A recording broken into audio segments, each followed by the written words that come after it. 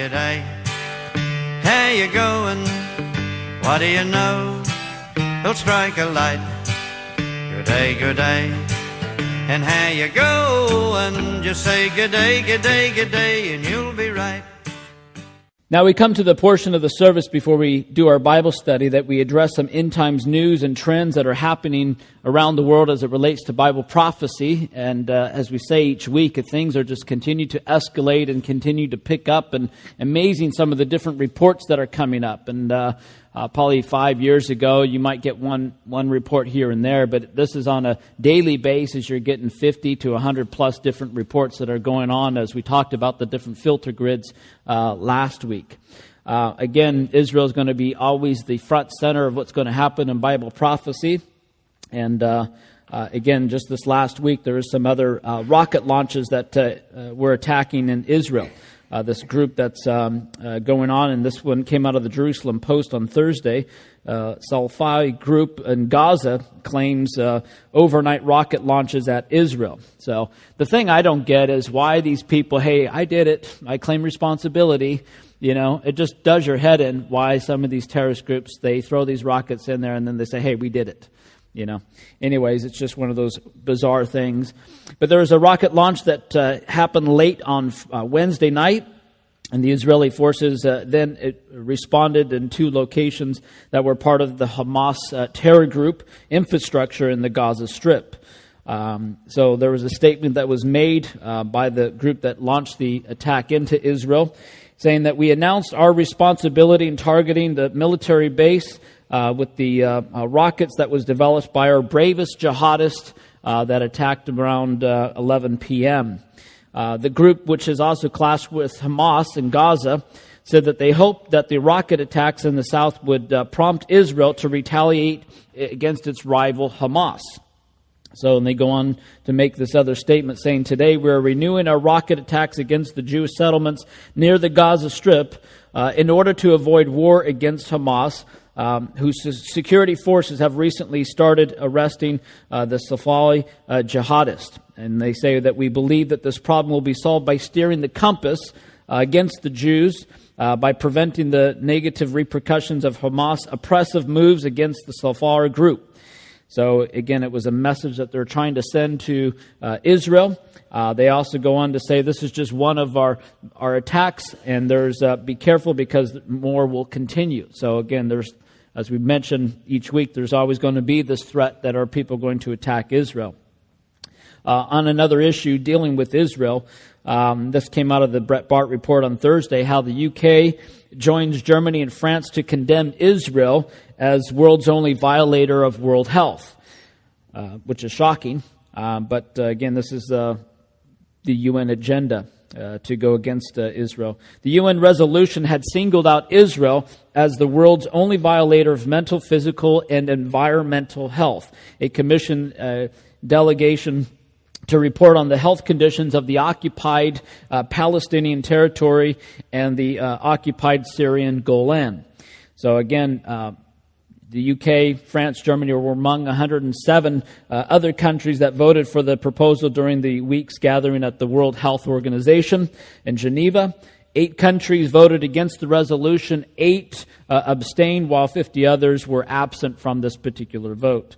The entire European Union membership voted as a bloc to support the motion of condemnation against Israel. The UN also reached a new height of absurdity, according to a UN Watch executive director mentions on Tuesday immediately after the particular vote. It's like these people have never been to Israel. Israel is one of the safest, best places around the world. And so they're obviously getting false information with this, but it does your head in the way the UN and many countries around the world treat Israel, go against Israel, this whole anti-Semitism, which is just racism when it comes down to it. And there's no doubt we're going to see a lot more against Israel, anti-Jews that are going to take place in more of these resolutions. And again, it's all part of prophecy, as Zechariah chapter 12 talks about, essentially how the world's going to come against Israel. And so we're seeing it unfolding before our very eyes, where they're going to be an isolated nation by itself. Onto a separate issue on a New World Order agenda. This is part of the policy that Hillary Clinton, if she hopefully never gets in, but if she was, this is part of her proposal, is that she plans to dissolve U.S. border within the first 100 days in office. This came out on Wednesday, this report, and the examination of her campaign promises. And again, we see how campaign promises really turn out. You saw how Barack Obama says he says that he's radically going to transform America. That's exactly what happened, but not for the good.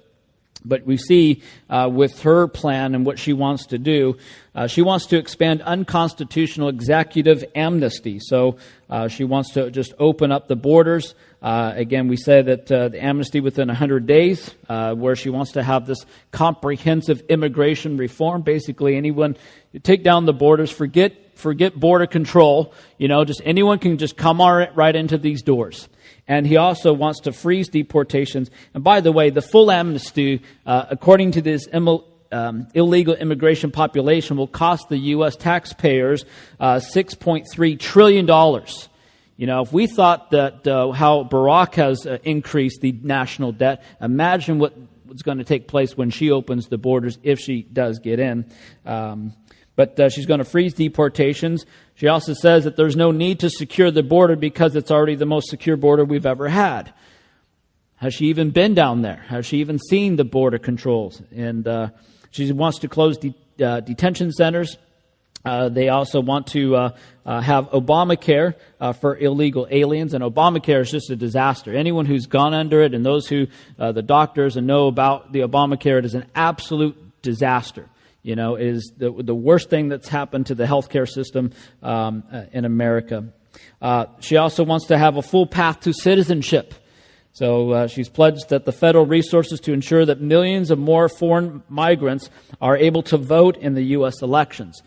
This is why these people want these people in office, because they say, here's a full path to citizenship. You vote for me, I'll give you citizenship.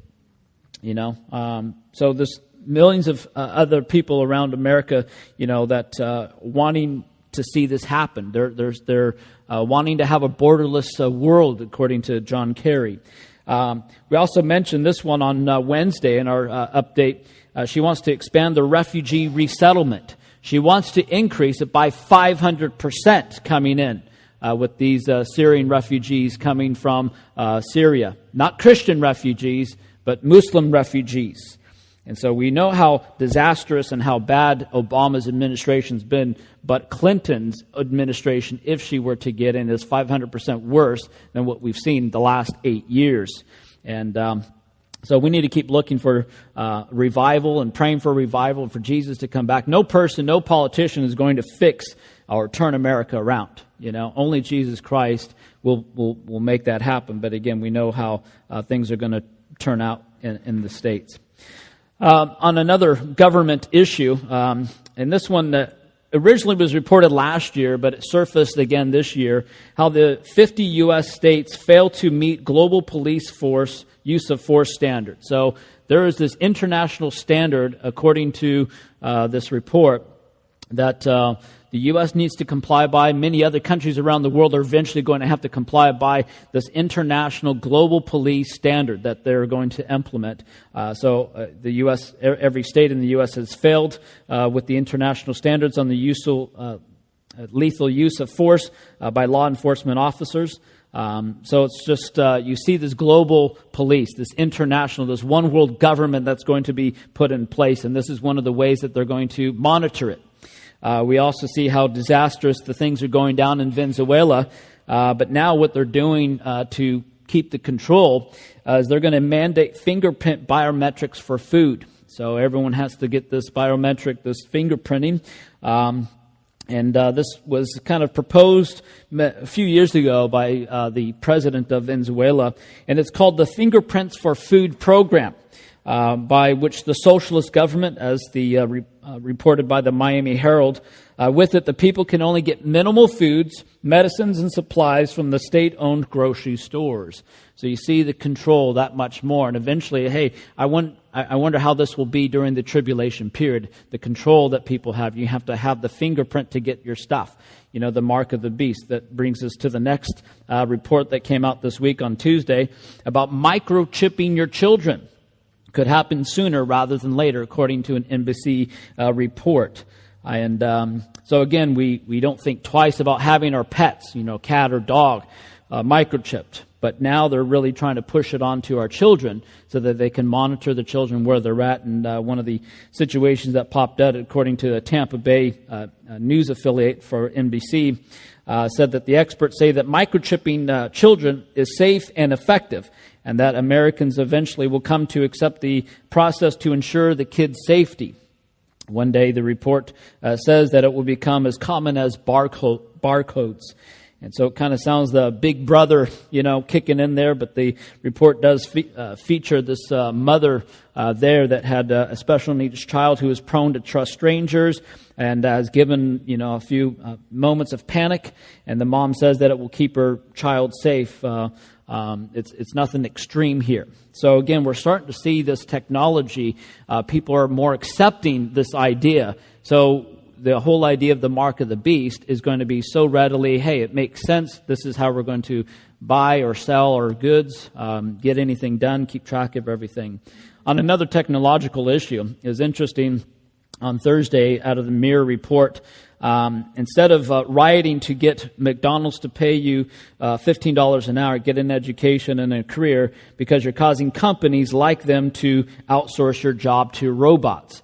The former CEO of McDonald's warned that robots will take over staff jobs at fast food empires because it's cheaper than employing humans. So we start to see this technology to take over. And so it's just interesting to see this, reports coming up, where it's kind of getting people to understand the technology these days, the mark of the beast, eventually the cashless society. Onto a different issue, an environmental issue.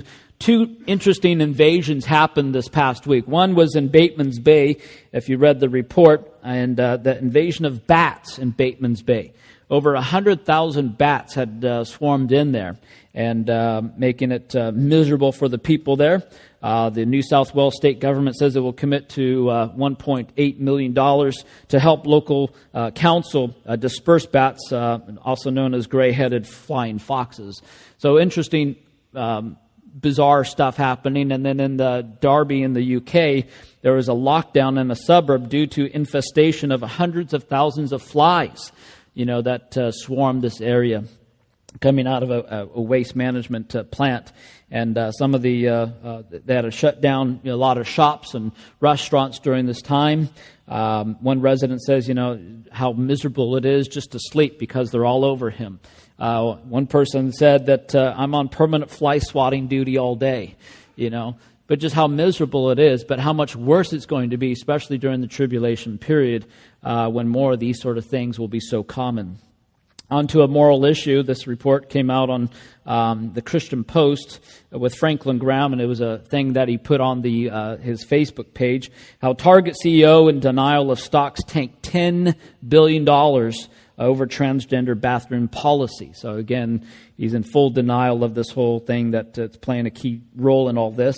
But Target stocks are trembling after they announced the pro-gender bathroom policy allowing men to use women's bathroom and changing rooms.